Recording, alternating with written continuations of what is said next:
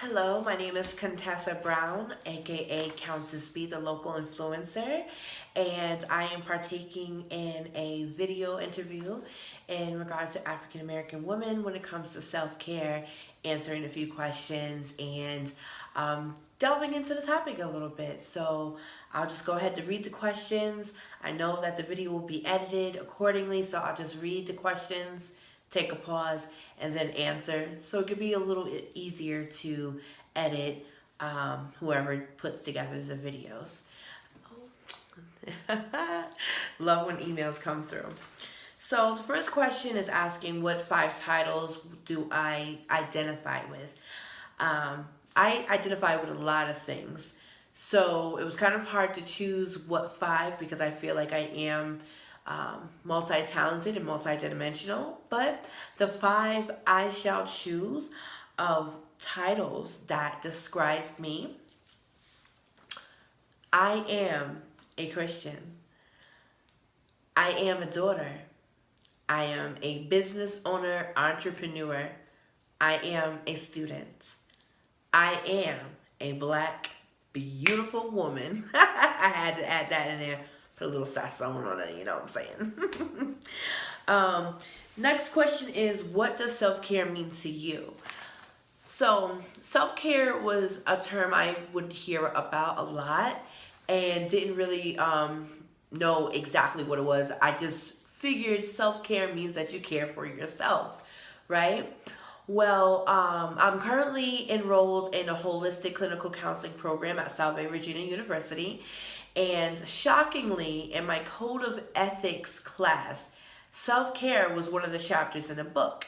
Because as a clinician, it is very important that you have a self-care routine for yourself. So it was interesting. A lot of us chose big things to choose, right? Oh, I'm going to go to the gym 5 times a week, or I'm going to accomplish this goal. I'm going to read this many books before the semester ends. And at the end of the day, what we learn towards the end of the semester is self-care is not a checkoff list. Self-care is not goals necessarily that need to be obtained, but rather it is taking pause and prioritizing yourself. So something as simple as soon as you come through the door, before you answer anybody's questions, before you pick up the phone to look at texts, listen to voicemails, take the time for yourself to derobe, right? Take off, jewelry, take off your coat, take off your clothes, your work clothes, and do something routine for yourself. Maybe brew a cup of tea and have that cup of tea. A little bit of moment for yourself if you're able to. It really is something as simple as that. It doesn't have to be something grandiose. It doesn't have to be a huge major thing. But as long as you are taking time out for yourself to rebalance, to refocus, to drop off previously where you was at your work, leave it at the door. So you kind of derobe yourself of that. So self-care to me that I learned is prioritizing yourself and giving time to yourself. We give time to everybody. Our loved ones, our co-workers, our friends, family, you just name it. Because that's how women are. We're naturally nurturers, right? So it's time to nurture ourselves. That's what self-care is. Nurturing yourself for once. So, next question is, as an African American woman, is it easy to talk about mental health? So, for myself personally, I already have a bachelor's in psychology. And the master's, this is my second master's I'm going for. The first master's was for leadership. But this master's, which I said earlier, is holistic clinical counseling. And my whole purpose is I want to impact the community, firstly, all together, but most importantly, the African American community, because there is this big taboo against mental health and going to counseling, seeking help for certain, issues, whether it be mentally, emotionally, if it's like drug dependence wise. It is not really talked about in most black homes, unfortunately.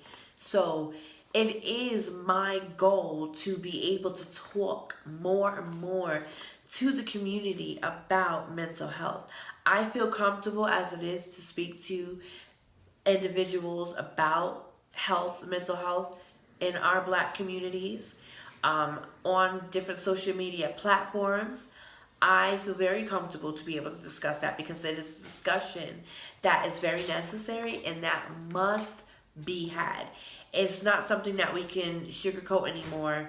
It is very important to engage into those conversations and start the dialogue so that way we won't have our brothers and sisters being bashed for having a mental illness and seeking the help that they need.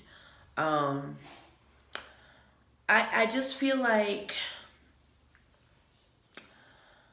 it's just time to have a community that supports one another in that area specifically, mental health. Um, I just want to be able to take the time to change people one by one. So the next question is, what does it mean to me to be mentally healthy? To be mentally healthy and all about, to be mentally healthy is all about self-reflection at this point and knowing when to use the needed resources such as counseling, a life coach, or support groups. It starts with the beginning of self and taking the time to know yourself and the areas of improvement that you personally could work on. So, to reiterate, um, what does it mean to be mentally healthy? To be mentally healthy is to have that sense of knowing of self, sense of knowing where you are balanced at and where you are imbalanced at, mentally, emotionally, spiritually. It is a holistic approach because mind is not separate from body, right? Like mind and body go hand in hand together, and spirit. So it's very important that we on a daily basis do a self-reflection of ourselves and think about what areas can we improve in if we are mentally capable of doing so. And if we are not mentally able to do that evaluation, then to seek the counseling and to seek the help that is necessary in order to get an idea of areas of improvement for yourself. And you can know if you need to take further sessions in counseling or if necessary, if there are prescriptions that can help you achieve that imbalance, whether it's mentally and sometimes emotionally, because what's in the mind can trigger what's in the heart and emotions. So it's really important to take the time to have that discussion with yourself. And like, you know what? I do need to get checked out. I do need to get this checked out. Just like we have to go to the doctors to get our physical parts of ourselves checked out at the doctors, at the numerous different types of doctors, mental wellness is very real. Mental wellness is very much needed. So to be proactive in it is totally fine. To be in the middle of it is totally fine.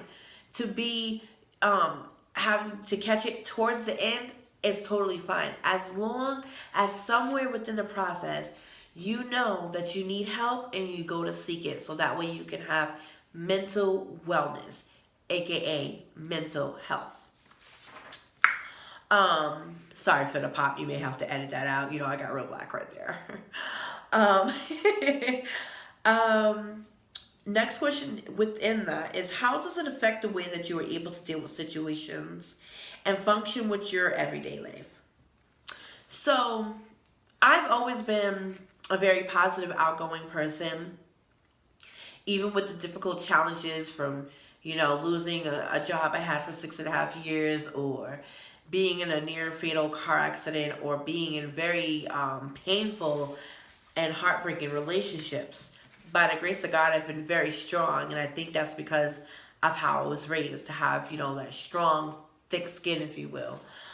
So I have been able to deal and cope with those tragic things. But another thing with having that thick skin, right? Sometimes we tend to be like, okay, I'm just gonna get over it. You know what I'm saying? And not deal with those little things that we kind of tucked underneath the rug or under the surface. And so I noticed, as I'm taking these courses at Salve Regina, it's not just courses to get a certificate. I am noticing more and more about myself each and every class that I have been taking. And there are things that I personally have to deal with. And to be able to properly counsel and not have any type of projection or biases against certain clients I can have in the future, I have to deal with certain issues myself. So I learned to evaluate those things and figure out what is the root cause of these certain emotions or thoughts. And it really has helped.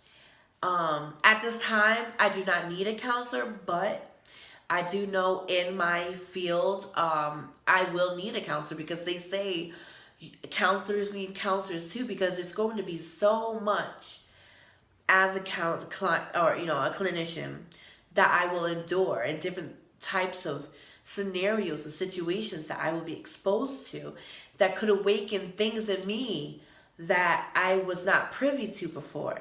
So it is very necessary to be comfortable myself, to be able to be willing to also seek counseling and be comfortable with that. It's very important to have that self-evaluation and self-reflection, and be humble enough to know when you need to get help. And I know that in the future, like I said, I'm going to need that help, and I'm willing and open to receiving the help that would be necessary, so that way I can be an impactful and empowering clinician.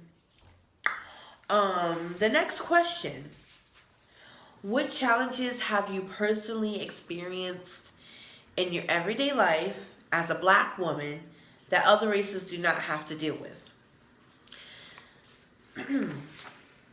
So I will say I kind of had a little difficulty with that question, because I'm not ignorant or not aware of what goes on in the Black community, in our race, in our culture, with biases and as well as racism. I'm fully aware of that. But I will have to say, I am very fortunate that right now I have not really had any major difficulties being a Black woman in any area that I go, whether it's career-wise, whether it is school or anything like that. By the grace of God, and I think it's only by the grace of God and favor, at this point in my life, in my 34 years, almost 35 years of living, that I personally have not had any detrimental experiences, I mean, I remember one time going to the store, and I had a pair of earrings, and I wanted to buy, and the guy was like following me around. I mean, that's the only really thing I had. But anything major, as far as like glass ceiling, career-wise, I go for it and I get it. School, I go for it, I get it. my business, I go for it, I get it. And like I said, it's only by the grace of God. So I cannot say that I personally have experienced because of the color, excuse me, I cannot say that because of the color of my skin and my gender that it has blocked me from any type of mobility moving upward or forward. I cannot relate to that. Uh, I cannot relate to that personally. I can, however, empathize with those who do go through it because I have seen people who, because of the color of their skin or because of their gender, were not able to excel in certain areas in their life, career-wise, school-wise, etc. So I will say once again, I'm very fortunate. I really had a tough time with that question because I'm not going to say that it's not applicable to me, but it's something I currently have not experienced in my almost 35 years of living.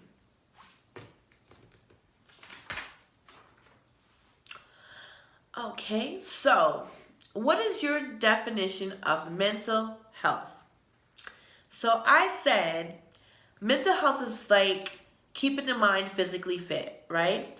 So keeping the mind physically fit with constructive thought patterns, also exercising to get the serotonin levels up, to get the adrenaline up. There are natural ways of getting your mind in a healthy state, as well as, with foods, certain foods that we eat, getting water intake. And so mental health to me is like any other health. If you are able and capable of doing it, that you are able to have a healthy mind. You just work at it. You just work it out. Work at it and work it out. I believe wholeheartedly that a healthy mind and mental health is achievable. Now, just like there are persons who are physically unable to do certain things, there are people that are mentally unable to do things too. So there are different resources, of course, and different diagnoses to help people to be able to get further into getting mental wellness and mental health. But sometimes it's not always achievable. As much as we want everything to be beautiful and a pretty bow and end and perfect, it's not capable. Some people just are not able to have that mental health capacity. And that is not no fault of their own. It's just where they're at and how they were created. And we must respect people of how they are created and where they are at in their life. So, the next question is, what do you do as a self-care routine for your mental well-being? So, what I like to do for myself, I'm a writer. I'm a poet, so I love to write. I have at least, I'm in my room right now, and I'm looking at the different journals I have. I have, in this room alone, 6 different journals. In my other room, I have like 7 more journals. I love to write. It helps me to get things off of my mind. And also, when I do self-reflection, I journal it. So that way I could go back to see how have I progressed or maybe possibly regressed. Because, it happens, right? So I like to journal. I like to write. That's something I like to do after work. And sometimes also, I like to get me a nice, $13, $15 body wash like Neutrogena or Bath and Body Works, and just go take a nice long hot shower and just lather up and just let the water just come down and just wash away the day's, dirt or stress if there was stress. I like to do things like that. A little retail therapy doesn't hurt nobody as long as you keep it under control. Like for myself, certain places I'll go, like, okay, I'll give myself a $20 budget and I'll go get myself something nice. Or um, I get my nice Lee press-on nails. I don't have them on today. Let my nails breathe. But I'll get me some nice Lee press-on nails. And, I like to pamper myself. Pampering myself is a way I feel like is self-care. So between writing and pampering myself, that is something I like to do. And, yes, and another thing, like I had mentioned earlier, as soon as I come home, sometimes I just put the phone down and go do my little routine. Put away, the clothes that I had on. Take off, black woman. Take off the hair. Take off the bra, you know what I'm saying? Relax and just breathe. Breathe. Sometimes you have to do that. Just take a breather. Another thing I love to do, especially in the spring, summer, and fall, is I like to go to my favorite park, India Point Park, and just sit there and take in nature, take in the breeze, take in the water, take off my shoes and firmly place my feet on the ground to get rooted with the earth, I just enjoy taking in nature. And India Point Park is my favorite park to go and enjoy that free time, that silence, yeah. And I would say like praying and stuff like that, but that's just a part of my everyday walk in Christ. So I won't really necessarily label that as self-care, although it is a way to care for self, petitioning to God and stuff. But I think I would say that's more so, like I said, for my walk in Christ. But that's pretty much what I do. I'm a simple woman. Like, you know what I'm saying? I'm extra, you know what I'm saying, when it comes to celebrating, all this stuff. But when it comes to myself, I'm very humble, and I like to keep it very simple.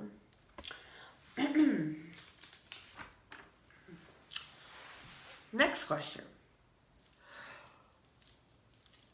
Excuse me. What question?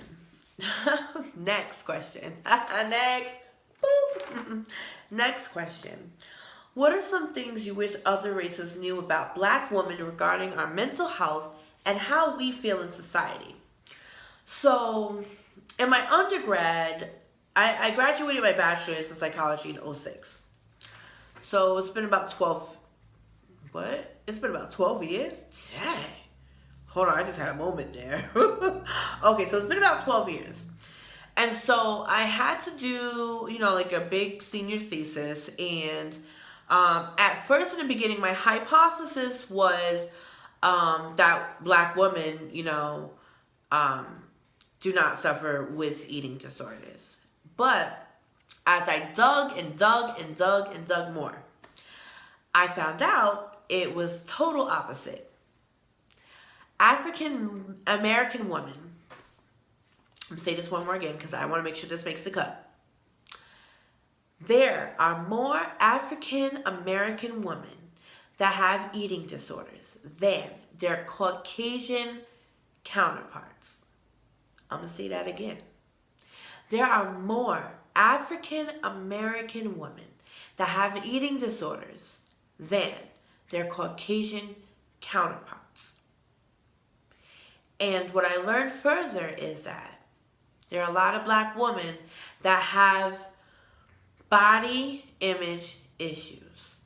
See, back then, it was more so with the weaves and the skin bleaching and stuff like that, because they wanted to blend into, have that more European look and be more acceptable in workplaces and be deemed as worthy to men as well. So there was from the hair to the body to even something as simple as, augmentation to the body. So now we fast forward 12 years later, I don't know if you guys got to see that documentary on BET, but it was talking about women who have died getting butt injections. Black women dying from getting butt injections. So, the pressure is no longer to look like a white woman no more. No. The pressure now is to look like a fake Instagram model so you can get more likes with a fake butt with Lord knows what type of chemicals that are being pumped in your butt and the basement of Rico on 125th Avenue in Harlem. Okay, I'm just saying, that's not really a place to go get your butt injections, but this is where we progressed from. We progress, and this is for centuries actually, with body image issues. That's something that's been rooted since slave times, because having big butts and everything like that, we was put into zoos and, oh, look at this, their body and physique was put on our bodies, our ancestors' bodies, specifically women, were put in museums for display. Then we fast forward. Then it's displaying our body being concubines to the slave master. Then you fast forward even more to being a madame. You're being a madame. Oh, I hope that doesn't do that. Fast forward being a madame and being pimped out. And then the strip clubs. Okay, we keep fast forwarding. Women, black women especially, bodies, objectified. Look at the music videos. Black women, bodies, objectified. What do you think that does to these little girls' minds as they grow up and see these newer and newer generations of body image issues?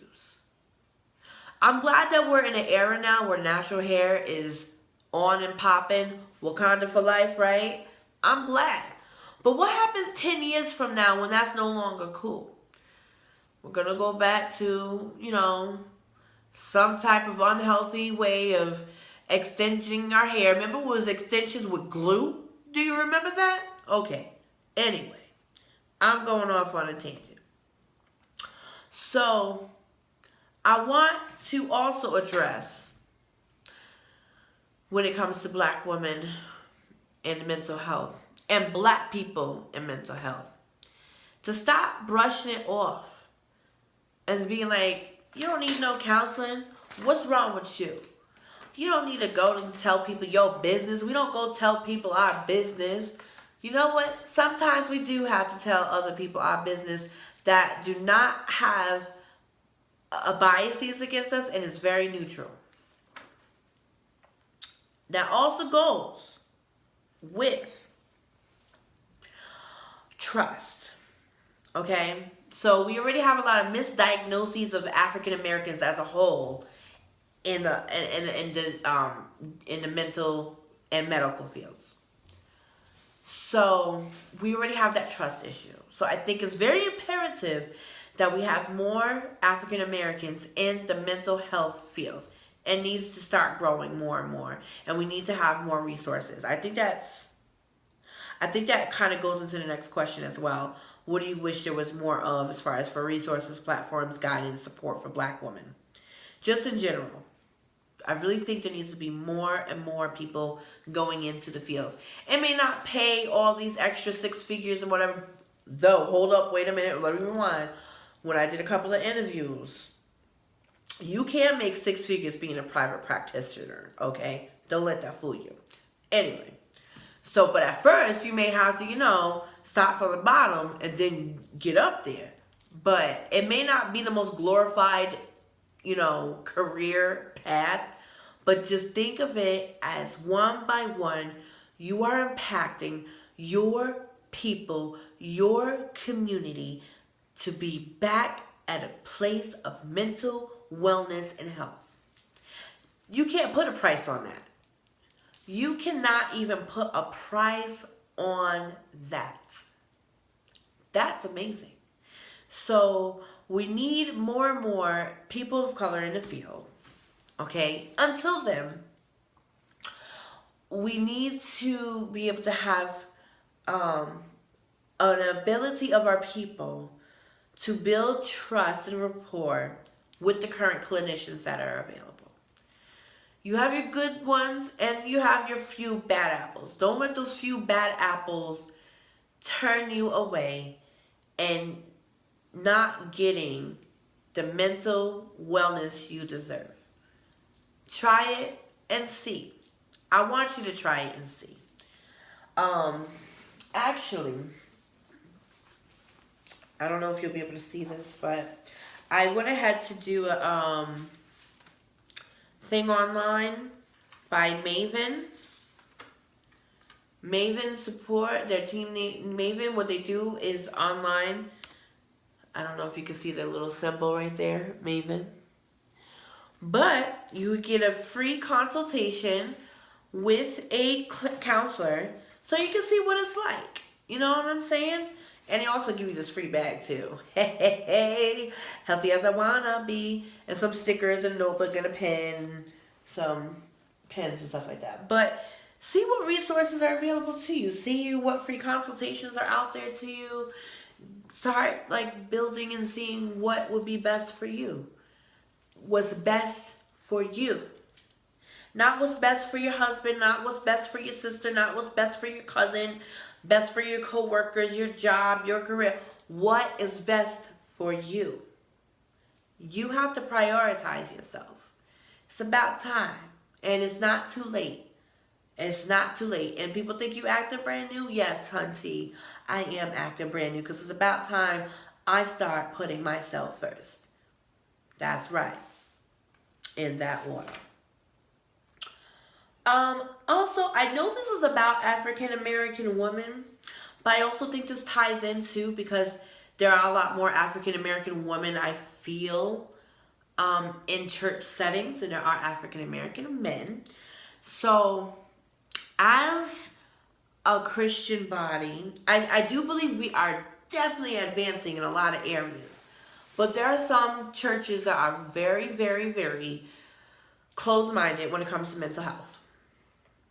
And sometimes they're quick to say, depression, you could pray it away, you could do all this other stuff, and just like sprinkle some dust on it, and it'll all be gone, right?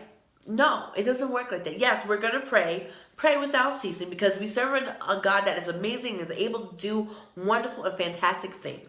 But there are also resources and people that He has created to be able to help mental disorders.